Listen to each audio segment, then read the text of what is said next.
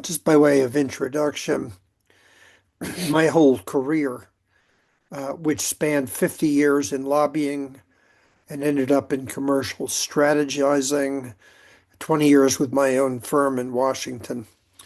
Through all of it, I've been dragged into situations that I come to without any preconceived notions.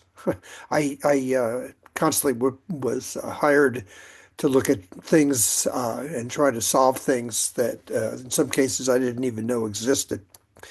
And that's exactly what apparently has happened here, and why I find myself now working with a senior member of the Virginia legislature on how to attack crime differently with artificial intelligence, among other technologies.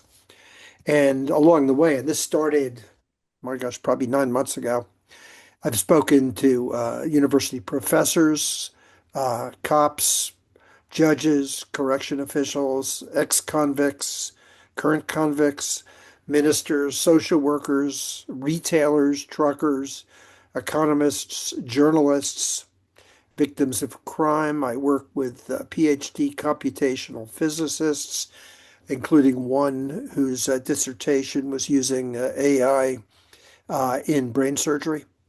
I work with criminal lawyers, engineers of all kinds, and manufacturers, and everybody has an opinion here. And I've heard a lot of very smart stuff. But also I've been told that crime is the result of poor parenting.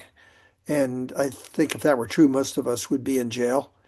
I've been told that poverty is to blame. Tell that to Rob Reiner's son, who had every privilege. I was amazed to learn from a neighbor of mine who uh, runs Tyson's Center. I don't know if how many of you are from the Northern Virginia area, but it's huge shopping center. I was amazed to learn from him that retail employees now are being directed to never interfere in a theft, even a simple shoplifting. And yet, a local police officer shot some guy stealing a pair of sunglasses over at Tyson's. Um, I was told we need more cops and bigger jails, and yeah, I guess.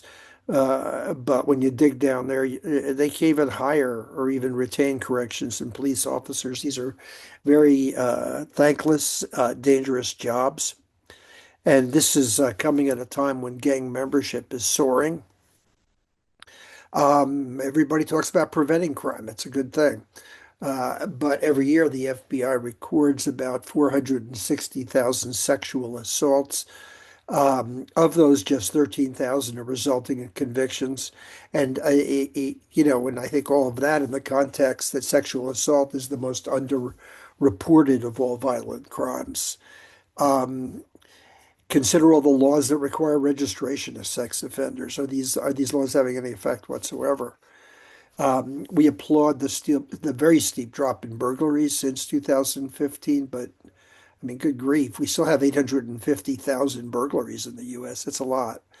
I heard and found it heartbreaking how foster care and incarceration have formed a vicious cycle.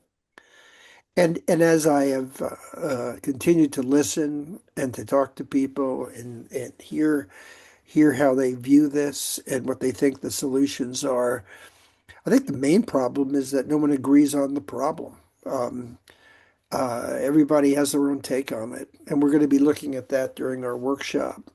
Reaching a common understanding of the problem, I would think, is necessary before we should try to solve it. And in my career, working with many large corporations and associations, it always has astonished me how people already have a solution to problems that they don't remotely understand.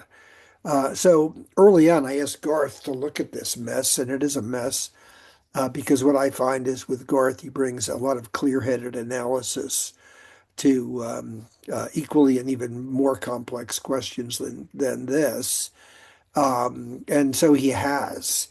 And one of the ideas he had was to bring all of this into this group. I've been sort of wading in and out of some of the other discussions over the week. Haven't participated. I've just mostly been wanting to listen, and I think it was a good idea that Garth had. So during our workshop, we look forward to hearing everybody's thoughts on what exactly you all think this is and how we might define it in ways where solutions might be invented. I will conclude simply by saying this process is already nicely underway. There's always a question of next steps. We have next steps. They're fairly tangible, and going to share them. And we're just looking for people who might want to jump in. So that's it, and I look forward to later.